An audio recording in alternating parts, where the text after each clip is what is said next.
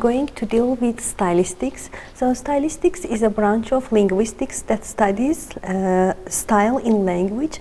That is how language is used and shaped to achieve particular effects in different contexts.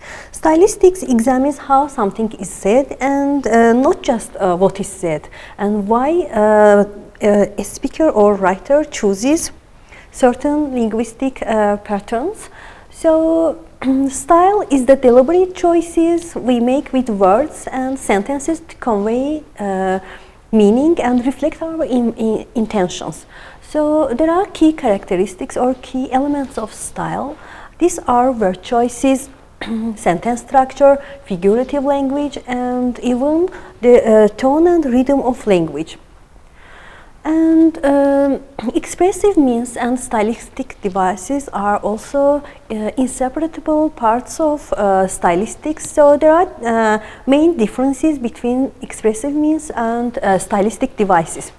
So expressive means are those linguistic elements, whether they are sounds, word forms, and ways of building words, vocabulary, phrases, or sentence structures that naturally exist in the language system. Their main purpose is to add emotional or logical intensification to what we say or write.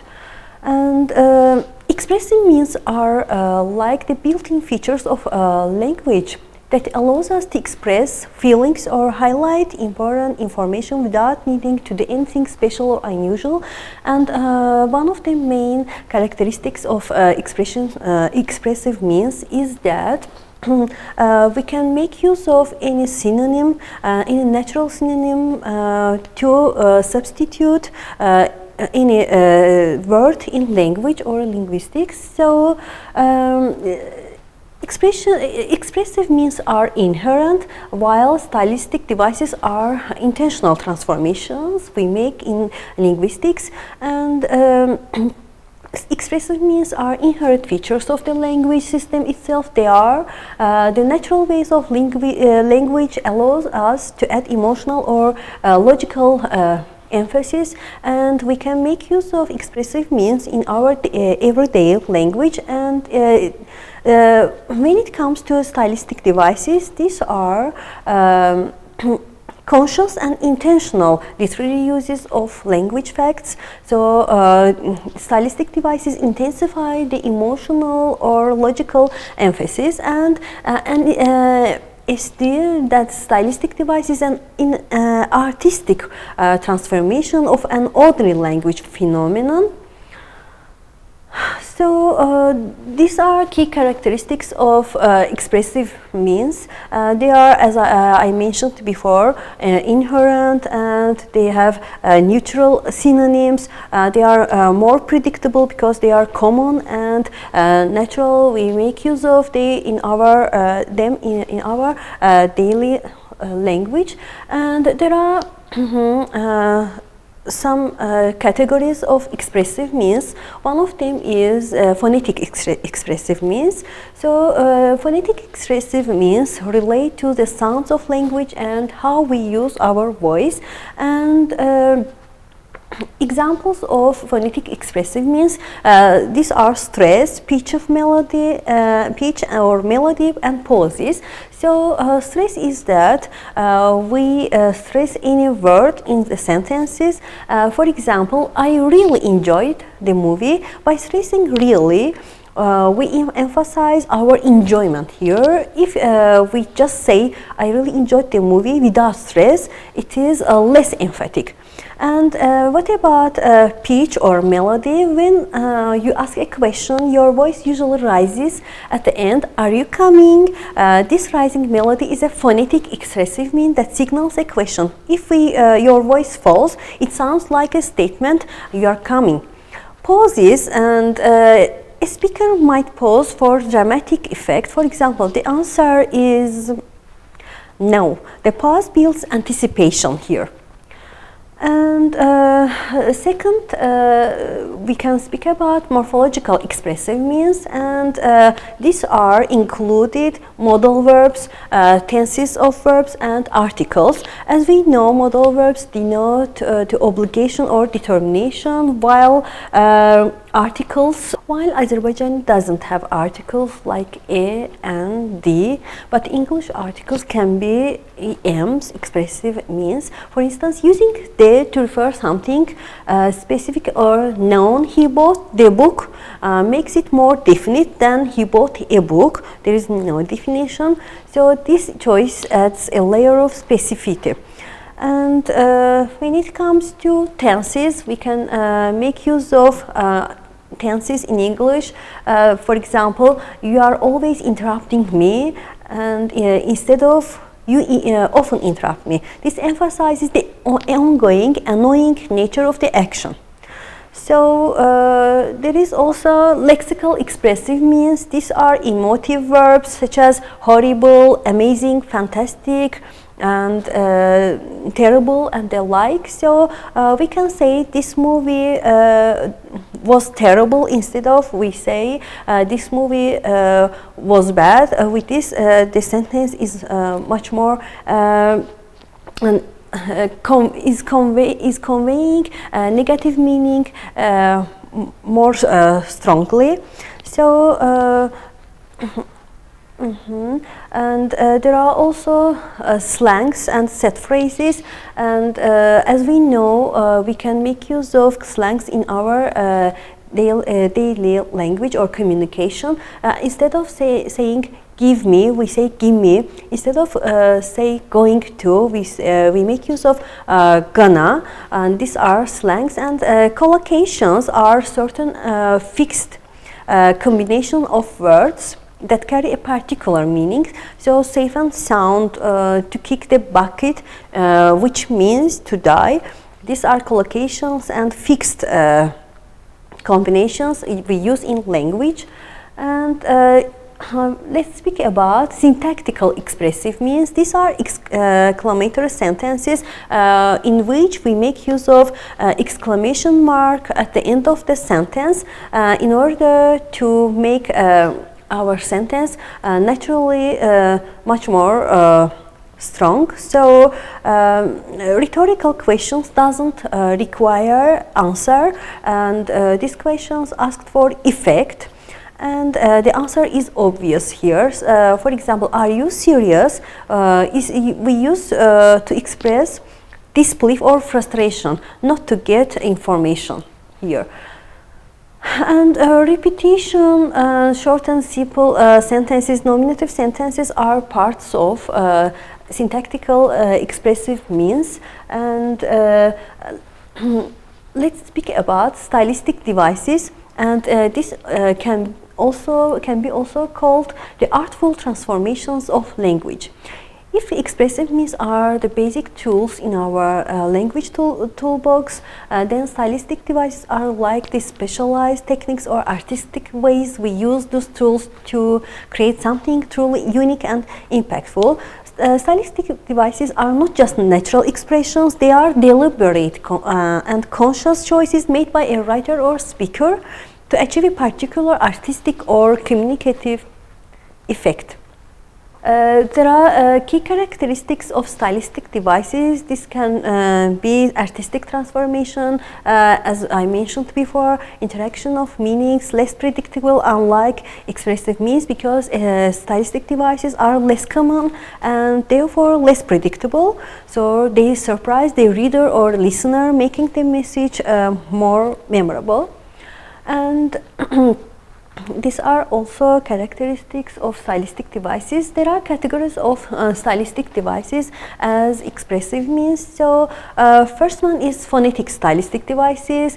These devices play with sounds of words to create a particular effect and often rhythm or emphasis. And one of the phonetic stylistic devices is onomatopoeia. Onomatopoeia by and large, onomatopoeia is natural sounds, and here words that imitate the sound they represent. There are two kinds of onomatopoeia. First is direct onomatopoeia, and second is indirect onomatopoeia. And direct onomatopoeia denotes two words that directly mimic sounds. Example, the clock went ding dong, the dog said woof, the snake hissed, and the car went beep beep. These are direct onomatopoeia and mimic sounds. And what about indirect onomatopoeia? These are a combination of sounds in words that suggest a sound rather than directly imitating it. This often requires some context to understand the sound being evoked. For example, and the silken, sad, uncertain rustling of each purple curtain. The repetition of the S sound here mimics the rustling sound of the curtains. And alliteration. Alliteration is the repetition of initial consonant sounds in words or in sentences. So this creates a musical or rhythmic effect and can draw attention to certain words. Examples: Peter picked a peck of pickled peppers. Here P's are repeated, and Sally says seashells by the seashore. Here S are repeated. Lazy lying lion, safe and sound. In advertising, we can also make use of alliteration such as slogans, and making slogans much more memorable. Don't be dull, drink dragon drink. And these are repeated here. And assonance. Assonance is the repetition of vowel sounds in sentences, and here we can use assonance, especially in stressed syllables. So this also adds to the musicality and rhythm of language as in alliterations. For example, the rain in Spain stays mainly in the plain. Here the sound A is repeated, and rhyme, the repetition of identical or similar terminal sound combination of words usually placed at a regular distance from each other, and by and large these are used at the end of the sentence. So, and especially in poetry. For example, twinkle, twinkle, little star, how I wonder what you are. Here, star and are rhymes, full rhyme. Here we used full rhyme. The flavor of guava is never known to waver. Advertising slogan using rhyme here. And let's speak about rhythm. The pattern of interchange of strong and weak segments, creating a regular recurrence of stressed and unstressed syllables. So the rain in Spain stays mainly in the plain. The stressed syllables create a noticeable rhythm here, and at the same time we can take such an example. It was the best of times, it was the worst of times. Here we stressed the best and the worst, and these are rhythms. So as it was in expressive means, in stylistic devices we can also observe lexical stylistic devices. These devices involve the creative use of words, often playing on their multiple meanings or associations. There are some kinds of lexical stylistic devices. One of them is metaphor, a direct comparison between two unlike things without using like or as. So it creates vivid imagery and deeper meaning. For example, time is money. Here, time is directly equated to money, emphasizing its value. Life is journey. We can say life is compared to a journey, implying a process with ups and downs. She has a heart of stone. Her heart is compared to stone, meaning she is unsympathetic. And in advertising, we can also take advantage of lexical expressive means such as metaphor. Red Bull gives you wings, implies increased energy, not literal wings. And similarly, a comparison between two different things using the words like or as. By all means, we make use of like or as in simile. It makes descriptions more vivid and relatable. He was as brave as lion. Here, the sentence compares bravery to a lion's courage. She sings like a nightingale, compares her singing to a bird nine for a beautiful song. Slept like a log, compares deep sleep to the immobility of a log. As busy as a bee, compares someone's activity to a bee's industriousness. Hyperbole is also a stylistic devices. It is a deliberate exaggeration or overstatement we use for dramatic effect or to emphasize a point. It is not meant to be taken literally. For example, I am so hungry I can eat a horse. Here we have exaggerated our being hungry, and I've told you a million times. This sentence emphasizes frequent repetition by million times. This back weighs a tone, emphasizes extreme heaviness. She cried a river of tears, emphasize crying a lot. And in advertising, melts in your mouth, not in your hand. This is also an advertising of M&M's, exaggerating the chocolate's melting properties. And irony, using language that normally signifies the opposite, typical for humorous or emphatic effect. For example, "Oh, great, another rainy day," said the person who loves sunshine. The speaker means the opposite of great because he doesn't love rainy day and he loves sunshine. So here we made use of irony. Epithet, a descriptive word or phrase that characterizes an object or person, often highlighting a specific quality or feature. For example, the sleepy village describes the village as quiet and peaceful. A heart-burning smile, an epithet that combines an emotion with a physical feature, creating a strong image. Her golden hair describes the color vividly. Euphemism, a milder or indirect word or expression substitute for one considered to be too harsh or blunt when referring to something unpleasant or embarrassing. It is a type of periphrasis at the same time. Example, instead of saying to die, we make use of the word or collocation to pass away. And visually challenged, instead of blind, it is much more suitable to make use of it in order not to be harsh or not to hurt anybody. Pun, a play with words or that have similar sounds but different meanings. For example, I've been to the dentist many times, so I know the drill. So here place on drill as a tool and the drill as a routine. We can understand this in the context. So ask for me tomorrow and you shall find me a grave man. Shakespeare's Romeo and Juliet, Mercutius dying words playing on grave as serious and grave as a burial place. And let's speak about oxymoron. Oxymoron is two different and opposite words we make use of. So a figure of speech in which two seemingly contradictory terms appear together, such as living dead, terribly good, jumbo shrimp, original copy, sweet sorrow, and the like. And let's speak about syntactical stylistic devices. These devices involve the deliberate arrangement and manipulation of sentence structure to create specific effects such as emphasis, rhythm, or emotional impact.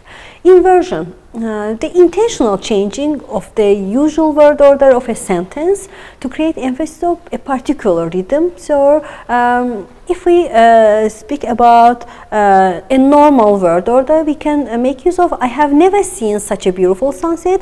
But if we want to make use of inversion, in this case, we can make use of "Never have I seen such a beautiful sunset." Here, this sentence adds drama and emphasis by making use of inversion. Rude am I in my speech instead of I am rude in my speech. So, detachment. A secondary part of a sentence, like an adjective or adverbial phrase, is placed so that it seems formally independent of the word it refers to. So, I want to go, he said, miserable. So, miserable is detached to the sentence, and here we make use of comma, and with this we can take this word miserable, and with this there will no change in the meaning of the sentence. And she was lovely, all of her, delightful. The detached delightful emphasize her charm, and by making use of detachment we emphasize the sentences. Parallelism, the repetition of sentence structure. So examples, she likes to sing, to dance, and to paint. So all infinitives creating balance here. He came, he saw, he conquered. This is also simple past tense, and it is repeated.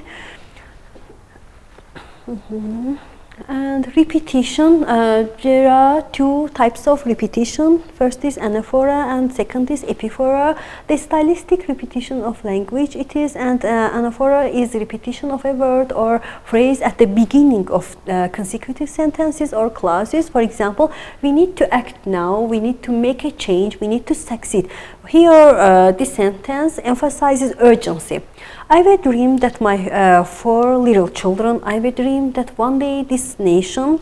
Here we have also repeated I have. So epiphora, repetition of a word or phrase at the end of consecutive sentences or clauses. So it is natural to be scared in a case like that. You are sure to be terrified in a case like that. So framing the initial part of a language unit is repeated at the end of the same unit. Poor Mary, how much Jack loved her. What will he do now? I wish it hadn't happened. Poor Mary. Poor Mary at the beginning of the sentence and at the end of the sentence. Here we made use of epiphora. Asyndeton, the deliberate omission of conjunctions like and, but, or. Here are examples: woke up, showered, dressed, ate breakfast, ran out the door. So instead of woke up and then I showered and then I dressed, we omitted all conjunctions here, and then books, papers, pens, laptops all over the desk. Again, we omitted all conjunctions in this sentence, and it is asyndeton. Polysyndeton, the stylistic motivated redundant repetition of conjunctions, and this slows down the pace, creating a sense of accumulation or emphasizing each item in a list. For example, we drove and we drove and drove, and the road just kept going. And here we made use of conjunction and. And the next example is I brought my books and my notes and my laptop and my charger. Again, and is used and repeated frequently. And ellipses, the intentional omissions of words when their meaning is clearly understood from the context. It is common in informal speech by and large. So example, going to the cinema tonight. Instead of are you going to the cinema tonight, we made use of going to the cinema. Maybe you, instead of maybe I am. Are you going? So we omitted some parts here, parts of sentence here. Thank you for your attention. It is the end of my presentation.